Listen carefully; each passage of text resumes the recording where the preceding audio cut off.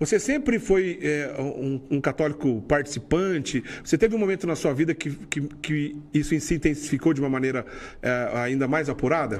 Eu tive uma experiência de Deus quando saía do batalhão, né? Eu tinha 19 para 20 anos, quando eu fiz experiência de oração e tive a experiência do batismo no Espírito Santo. E fui de lá para cá, eu caminho na igreja. Então, eu caminho na igreja desde os 20 anos, logo depois que eu saí do quartel. Em 1971 foi meu batismo no Espírito Santo. Em 71, 1971, eu começo a participar da vida da igreja e da comunidade jovem em Itajubá. Eu vim para a Renovação Carismática em 1974. Eu vim para a Renovação quando eu fiz o Congresso Nacional que ocorreu em Itaici em 74, que a Renovação se organizou como um movimento eclesial. Embora a experiência de batismo no Espírito Santo já estivesse acontecendo na igreja no Brasil. Eu tive a experiência do batismo no Espírito Santo numa experiência de oração com o Padre Haroldo em 1971. Então, já existia experiência de oração, mas a renovação, enquanto movimento eclesial, ela se estrutura a partir de 74. O Padre Haroldo, jesuíta, né? Falecido, junto com o Padre Eduardo, né, que é o presidente da Associação do Senhor Jesus, que está aqui conosco nesse projeto, com certeza dando apoio para o Global 2033, eles são pioneiros nesse serviço. Não, na realidade, a história que a gente conta e que a gente ouviu é essa. O Padre Eduardo vai terminar seus estudos de teologia nos Estados Unidos, porque ele estudava aqui no Brasil. Nós tivemos a experiência terrível da ditadura militar, que começou em 64. Então, o seminário onde o Padre Eduardo estudava foi fechado e ele foi terminar os estudos dele nos Estados Unidos, aliás, no Canadá. Certo. E aí teve a experiência de batismo no Espírito Santo no Canadá e veio em férias para aqui, Campinas, e se encontrou com o Padre Haroldo, que estava trabalhando com o TLC de jovens. E o Padre Haroldo estava buscando uma experiência ou alguma coisa para complementar aquela experiência de conversão do TLC. E o Padre Eduardo ofereceu ao Padre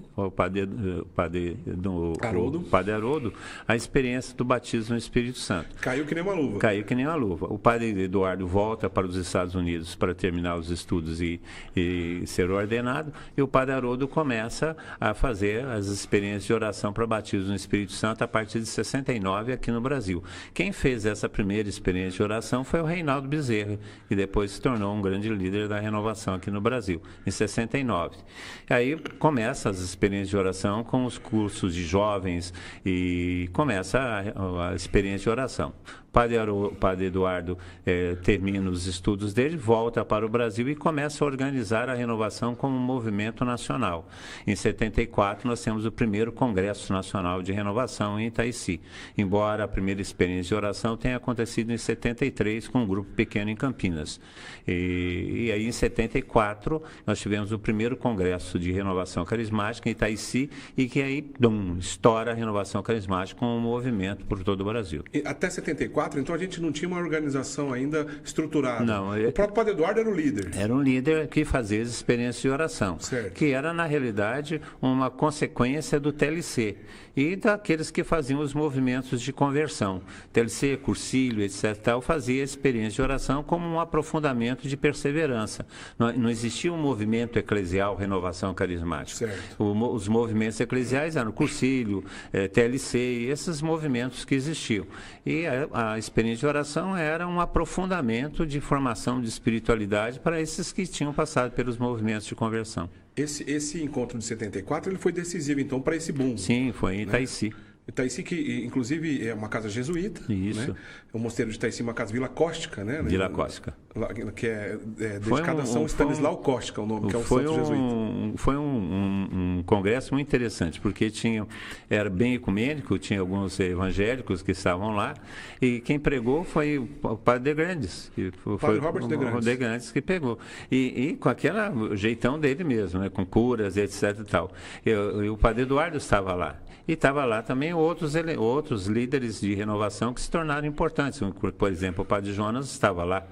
E participamos do congresso, que a gente não sabia muito bem o que era. A renovação ela começa a existir como um movimento eclesial bem determinado e com identidade bem característica a partir desse congresso.